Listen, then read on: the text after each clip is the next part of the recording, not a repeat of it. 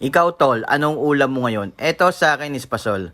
De, joke lang. Ngayon nga pala mga tol, magluluto tayo ng espasol. 1 kilong malagkit nga lang pala ang isasangag natin ngayon. Yun kasi ang request ng ating kapatid na balikbayan. Plano nga pala niyang ipasalubong sa mga kasamahan niya para matikman yung aming luto na espasol. Kaya tara mga tol, samahan nyo kaming mamalengke. Bali ang mga kasama nga pala natin mga tol, walang iba kundi si partner. Bali ang usapan namin kagabi, alas 5 na madaling araw kami aalis, kaso alas 6 na kami nagising. Sobrang himbing ng tulog ni partner kagabi, hindi ko alam kung bakit. Andito na nga pala kami mga tol sa palengke. Ang sarap lang talaga sa pakiramdam kapag ang partner mo susuportahan ka sa lahat ng gusto mo. Kaya sa mga mag-partner dyan na meron din tindahan na kagaya nun sa amin, saludo po ako sa inyo kahit papaano. Nairaraos natin ang pang-araw-araw na gastusin na dito lamang natin nakukuha sa ating pagtitinda. Kaya sa mga mamimili namin dito sa tindahan, maraming salamat po sa walang sawang pagsuporta sa amin. Andito na tayo mga tol sa pagilingan ng ating espasol. Ipapagiling lang natin to ng ilang ulit para nang sa ganon ang ating espasol ay pinong-pino. Fast forward na tayo mga tol, andito na tayo sa bahay. Labas lang tayo ng kuwali, nilagyan lang natin ng tubig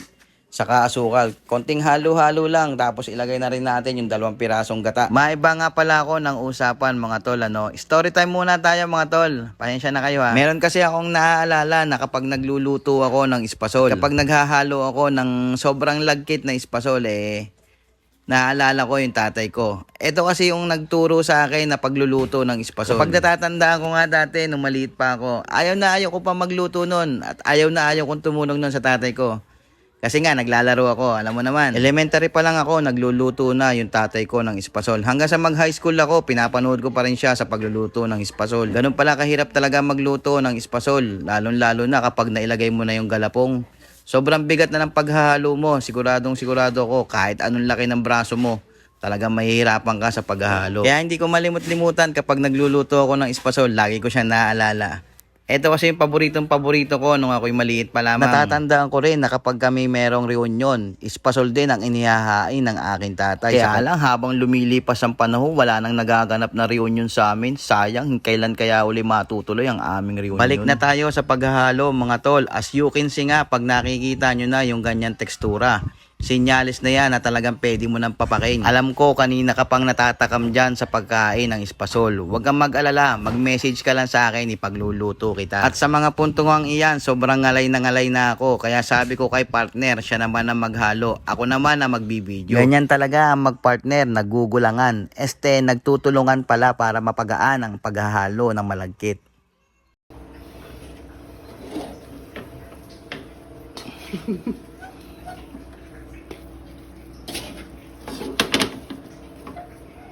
Hirap talaga yan. Yes. Guys, napakahirap po talaga magluto ng espasol. Wala kaming pakialam! Okay lang naman mahirapan. Sabi nga ni Kong TV, yung sikat na vlogger, kapag nahihirapan ka sa ginagawa mo, ibig sabihin, tama yung ginagawa mo. Fast forward na tayo mga tol. I-deliver na natin yung ginawa nating espasol. At ine-expect ko na ibibigay ng ate ko ay 5,000. At pagkadating nga namin dito sa IAM, nakaprepare na yung kanyang mga gamit. Sobrang excited talaga ng kapatid ko, nakaprepare na yung kanyang mga gamit. Bali siya na nga pala ang naghimay-himay ng mga espasol at siya na rin ang naglagay ng powder.